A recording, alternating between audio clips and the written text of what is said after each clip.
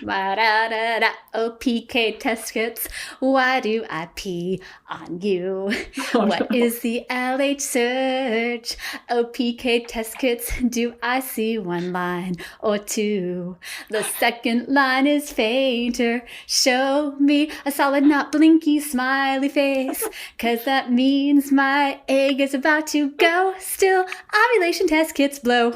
There you go.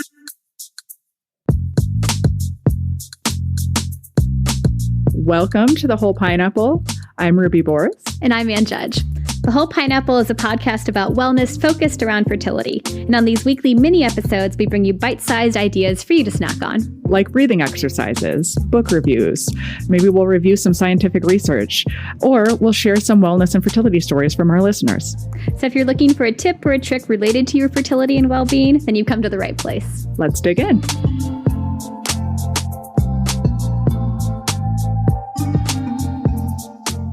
Well, welcome back to The Whole Pineapple. I'm Ann Judge.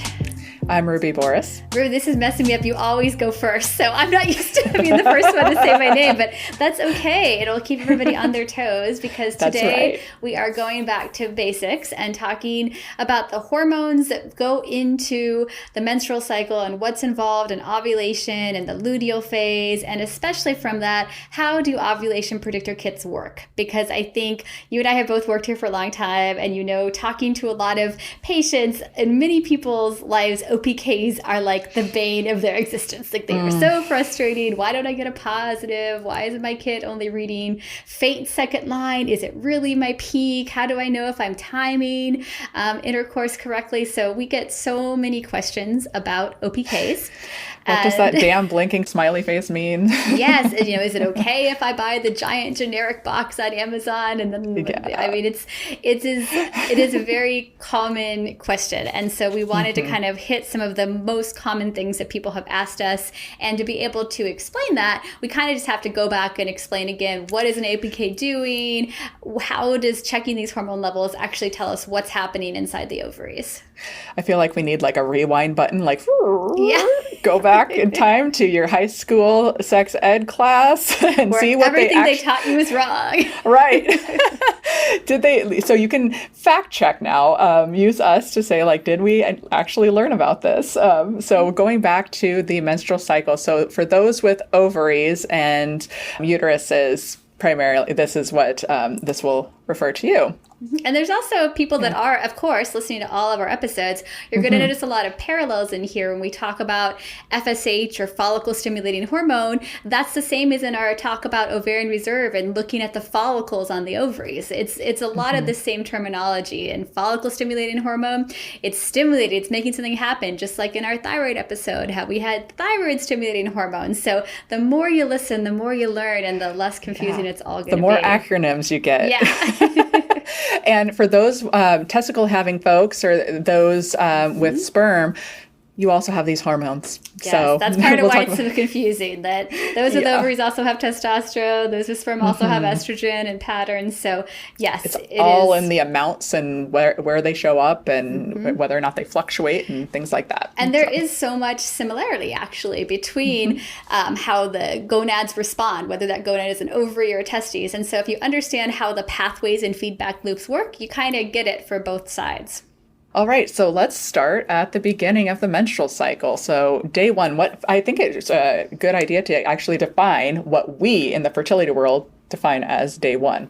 Yeah, exactly. So it's very common to sometimes have spotting, and that just means your body is kind of preparing to shut off that line of the uterus. And so you got to pick a day somewhere. And so we in our clinic define day one of a period of being the first day of what we call active flow. So it's not just a little bit of spotting. It's not just when you wipe, but it's you're actually having active red bleeding. That means it's like new blood that is actually that start of your body shutting off that lining from the uterus. And that's what we consider the first day of a period. So what goes on with the hormones starting in the menstrual phase? Yeah, so the menstrual phase, it's like that's your uterus cleaning house, right? Like there was no pregnancy. It's time to like shut off that lining and get ready to do it again.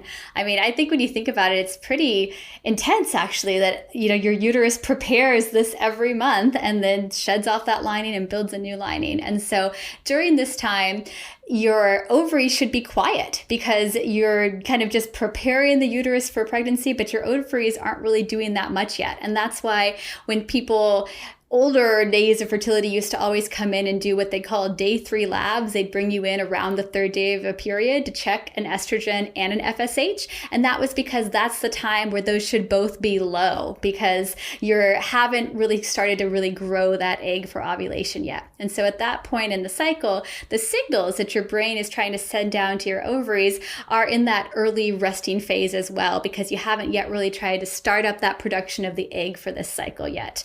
And you're shutting off that lining, so the progesterone's low, the estrogen's low, everything is just kind of low. That's why your mood is low too, right? You're like, oh my God, I'm on period. So yes, it's like a new page of notebook paper. We're starting fresh. So we're starting at base level, and that's actually a reason why we look at our ultrasound. We like to do those around day 3 because it's a good time to look at your ovaries because they don't have a dominant follicle, and then we can get a good idea of what they look like when they don't have an egg that's growing. Exactly. So that's kind of our menstrual phase. And then you move into what we call our follicular phase, which is now that signal is kind of starting to kick in and you're having FSH go down to stimulate and you're starting to grow that follicle, that dominant follicle, the one out of your batch of antral follicles that is going to be the egg that you grow and release that month. And that's why checking some of these hormone levels does tell us a little bit about egg supply, because if the egg supply is really getting lower, the brain does have to send a lot more of that FSH to try and get the ovaries to respond. However, again, it has to be done at a certain time in the cycle, and it's very sensitive to estrogen production as well. But in general, the FSH is going up, and that's what's stimulating the ovary to start to grow that egg for the month. And then as the egg is growing, that's when your estrogen level also starts to rise. Yeah, and if you need a refresher on ovarian reserve, we do talk about antral follicle counts in our ovarian reserve episode. So go ahead and go back, listen to that. That'll provide some information here too. But that was a really good brief overview of antral follicle count there. Okay, so as we progress through the follicular phase, that estrogen starts to rise. That generally means that you have an egg that is growing and developing and getting closer to ovulation. In an ideal scenario. And that's the challenge. Sometimes if people have more like PCOS and polycystic ovaries, they might have a whole lot of little follicles and maybe some of them are trying to grow, but no one's really taking off yet. But you could still have a slightly higher estrogen level because of those little ones. And so it's all about ovulation means you really need one or potentially more if you're taking fertility meds, but you need something to pull ahead from the pack.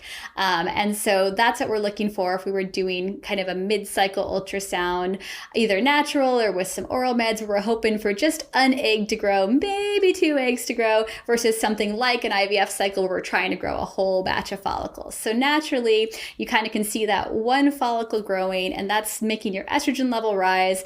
And all this is a little bit more complicated. There's like pulsatile signals, but in general, let's just think about the fact that your estrogen is starting to go up because now that egg is getting ready. And once the estrogen is high enough and your brain senses that, that's kind of the brain's signal to be like, that egg is ready. Like, it's time to release the egg. It's go time. Let's do this. Let's time. ovulate. And that's where the LH surge comes in. So this signal of LH, that's your brain kind of giving that go ahead. You're like dropping the flag to now start the race for the ovary to actually begin that process of ovulation. But the LH surge happens before ovulation. It's the signal to start that process. So it doesn't mean when you get a positive kit that is ovulation in that moment. It's actually not telling dropping you, the egg right at that exactly. second. It's not like in the movies where you got to come home, I'm ovulating this minute. It's just showing that your brain has now sent that signal and that ovulation will be happening sometime soon. And generally, ovulation after you get a positive OPK happens somewhere between 24 to 40 hours or so. The exact timeline is unknown for every given cycle. It probably does vary from cycle to cycle, person to person. And it's hard to track specifically when that egg gets released because it really depends on where you got a positive in that ovulation predictor kit window, that LH surge window. Yeah, if you look at LH, when we talk about it being a surge, it's a bell curve. It goes up and then it's a peak and then it goes back down. And so those home kits are measuring a certain threshold. And so when you get a positive, you don't actually know if you're catching that mountain on the way up or that mountain on the way down. even if you knew your exact peak, you still don't actually know when that egg is going to be released because it also varies. And so everything does have these overlapping windows of time. And that's the reason that you don't need to be checking kits multiple times a day. You're going to confuse yourself because how dark that kit is going to register can also depend on how concentrated your urine is, how well hydrated you are. So, we're doing it just to kind of see if we can pick up that kit. And there are people that the kits just aren't that reliable for them.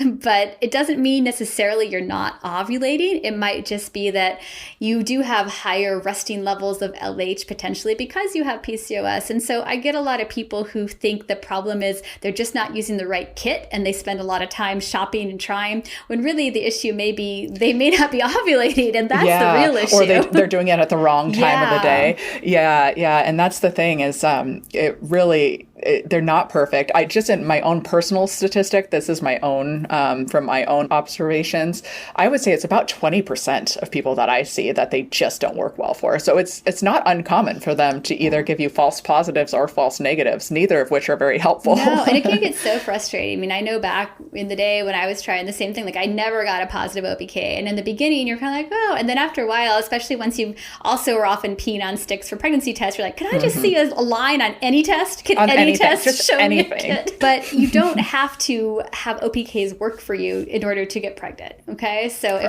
there are people that the kits just don't work that well. And then we have the tools of using ultrasound.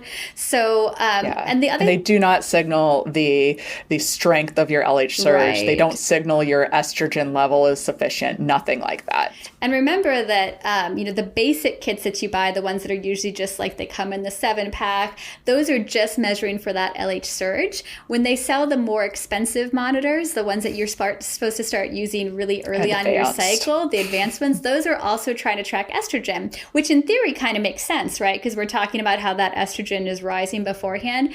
But the challenge is when we're using fertility medications, most of those work by manipulating your estrogen levels. So I don't really recommend people invest in a really expensive digital monitor, because the challenge is if you end up eventually needing to use fertility drugs, that's really frustrating to be like, I can't use my expensive digital monitor. Now I have to buy the other set every month. So it's not to say that those kits are bad, especially if you're just starting to try and you really like having that. But in our practice, we're usually recommending people really just start with the basics and go from there. Yeah, those advanced kits are assuming a couple things: that you have a standard cycle that follows all the rules, and that you are a heterosexual couple that can start having intercourse before ovulation happens. So when they're signaling that elevated estrogen, that means that you're building an egg. So it's time to start getting sperm there.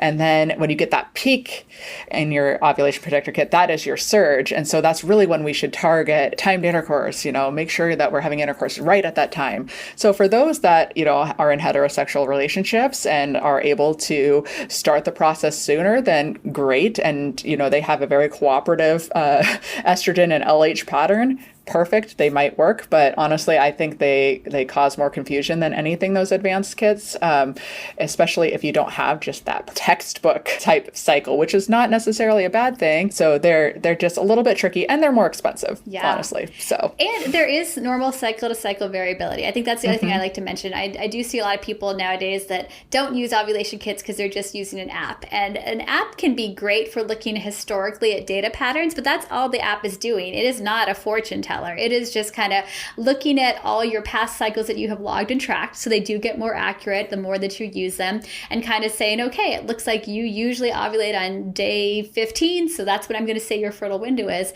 But in any given cycle, you might have a month that you do ovulate earlier or several days later. And again, if you're in a situation where you're already having regular sperm exposure that whole time, then that's great. The apps is probably all that you need. But if you were trying to time things a little bit more precisely, either because you are trying to time like a single exposure with donor sperm, or if intercourse isn't a frequent occurrence, then that's where these ovulation kits can be helpful, because they are helping to tell you when is that LH surge in this particular month, as opposed to just using historical averages.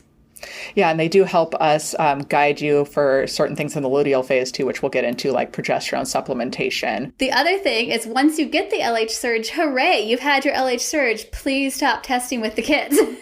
It's like, so, Anne, what happens after I get a positive? Should I keep testing? No. So yeah, Please your don't. LH surge is going to drop, and how fast it drops, it doesn't matter. You know, we want to make sure you're hitting that window. And once your LH has risen, that tells us you're starting that ovulation process, and how slowly or quickly that curve drops. There you are just wasting money, because you can save those sticks that you didn't use and you can use them again next month. So definitely there's not a reason to keep testing and see how many days it takes for your LH surge to go away. We consider the start of the surge to be when you get that first kit that is a peak. Yeah, I have had more than one person that's panicked on the day of their insemination because like, my OPK was negative today, it was positive yesterday. What does that mean?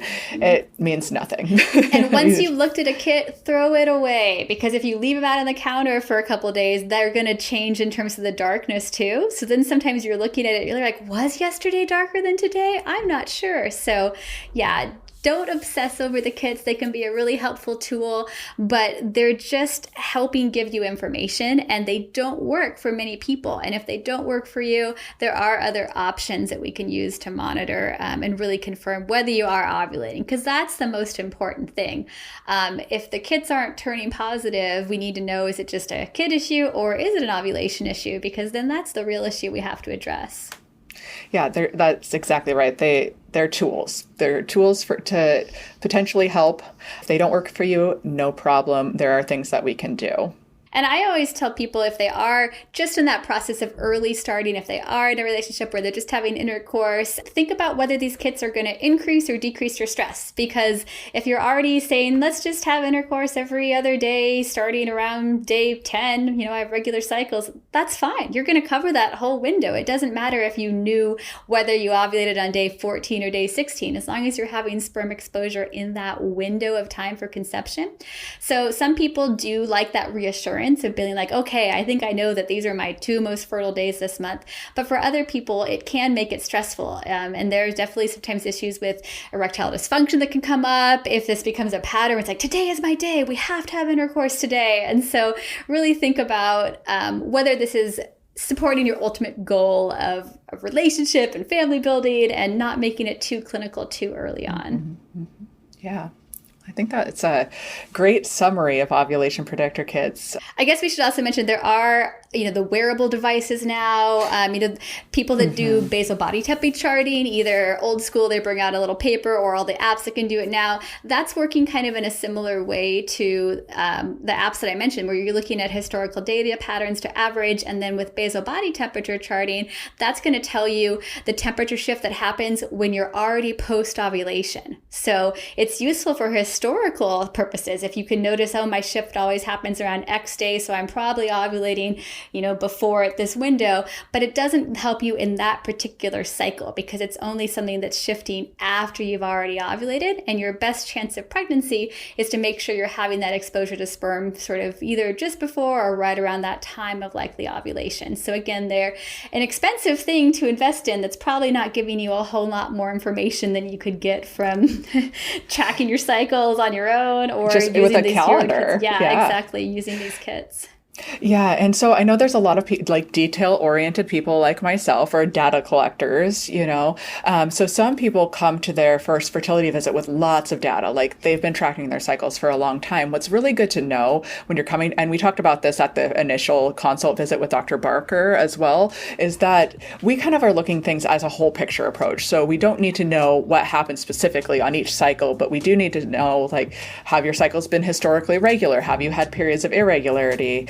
Does it look like, do you get positives? Does it look like you're ovulating? Things like that. It's more of a forest through the trees kind of scenario. Mm-hmm.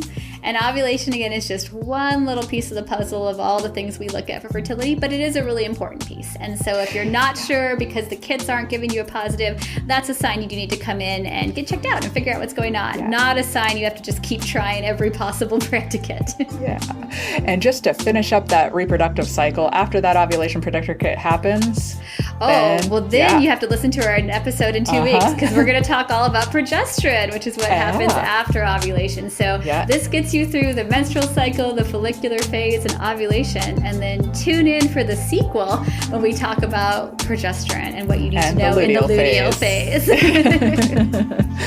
All right. Well, thank you, Anne, for talking about these lovely ovulation predictor kits that we all loved so much in our job. I feel like the more you use them, the more you're exposed to them, the more you start to have a level of disdain. Especially the fact that they keep them right next to the home pregnancy test, too. I know. It does seem like it's just sort of a cruel extra twisting that knife in. Yeah. But, you know, they're a tool, and you could use them if it adds help and decreases the stress, but they're definitely not something that you have to be using to get pregnant.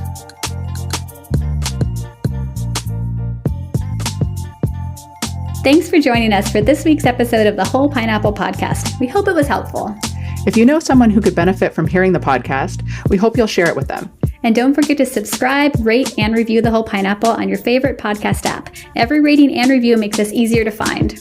This podcast is sponsored by Seattle Reproductive Medicine and is produced by Audiotocracy Podcast Production.